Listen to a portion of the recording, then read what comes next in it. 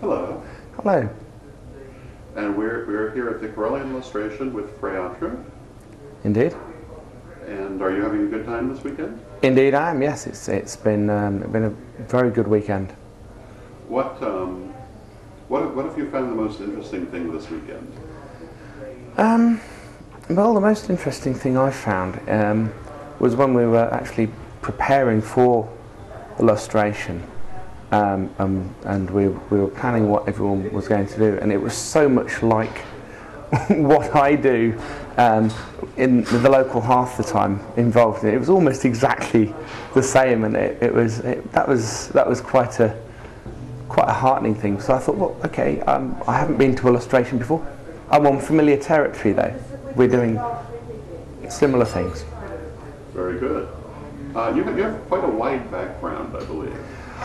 Yeah, I belong to several sort of local organisations up in Derbyshire. I go to a local moot that's arranged by the Pagan Federation, and we have all sorts of people of all different paths come there.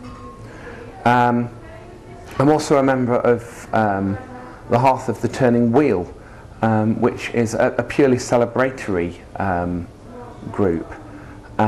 We don't actually sort of go through initiating people who are new. Was originally started out by a group of people who couldn't find anyone else to celebrate the Sabbats with, so they formed themselves into a group, and it's snowballed on from there.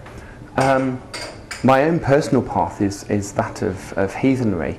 I think for people in the US, probably the closest thing you've got is Asatru. There's a slight difference in terminology between the US and here sometimes.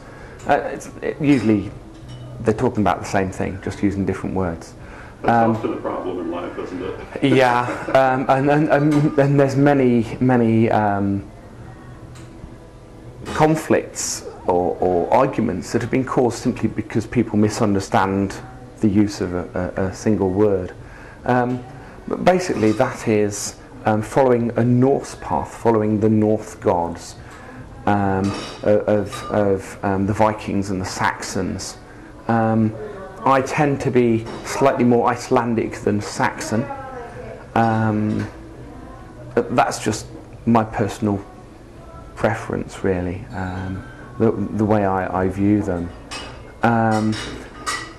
My patron is Freya, and she's come to me a great many times. In fact, one of the high points of the lustration was she was actually standing beside me for probably the last quarter of the lustration, which was really quite something. She does come to me occasionally in rituals. Most notably, I was actually leading the Lanasa ritual last year, the online one for Sedna, and she started skipping and dancing about, and I can tell you it's pretty distracting when you have a goddess dancing about the place when you're trying to lead a ritual. I would imagine that would be so. Yeah. Now you're quite active with the Temple of Sedna, yeah? Yes, I run a rune study group, and the way I teach it is quite unique, I think. Whereas with a lot of witch school courses, there's a body of material online. You can look at it, you can log in any time you like, and then take the exam any time you like. I run a series of chats, and each of the chats is a lesson. And I treat the people I teach as apprentices, and me being the master teaching them. And that works both ways. I don't just teach them. I don't put myself so far above them that I pretend that I know everything and they know nothing. It's more of a teaching process, and it means that I have a responsibility to be there for them, and they're actually free to email me or IM me at any time during that, and I'll help them out with any problems that they have. You were showing me some of your wonderful photos earlier from different sites that you have visited. Yes. One of the other organisations I belong to is the ancient and most venerable order of the Skylark and Hawthorn. And actually that was started as almost as a joke between a friend and I after we'd gone on a pilgrimage. And I think that was Litha 2006, that would have been. And we went round a lot of ancient sites, including Avebury, Wayland Smithy, the White Horse at Uffington, Stonehenge. We actually decided that Stonehenge was too crowded and we wanted somewhere more personal.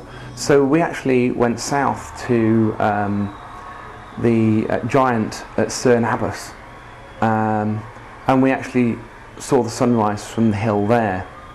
And surprisingly enough, when we came back down to the car park, we met a group of people from Glastonbury who found Glastonbury too crowded, and they wanted to find somewhere a bit quieter as well. So, you know, that was very good.